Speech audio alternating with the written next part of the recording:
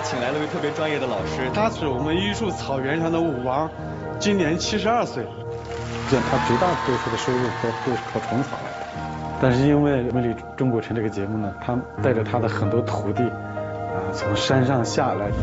他曾经带了全村人上了2014的春节联欢晚会。我刚才就是看见这位老师跳的，我感觉已经不是那种剧团的修饰，他既来自于原始，同时他舞蹈又是那么美，从骨子里带来。对。其实草原上跳的时候，它不是经过精密的排练放的，但是就是能整齐划一。它要有原生态，对吧？对，脚踝上再戴那个铃铛。这个铃铛是我们跳舞的标配，对吗？对，是的，是必须要用这个来跳，领着它的这个节奏感。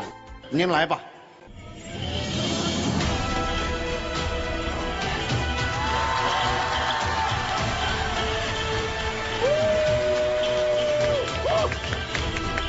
来，加快一点节奏。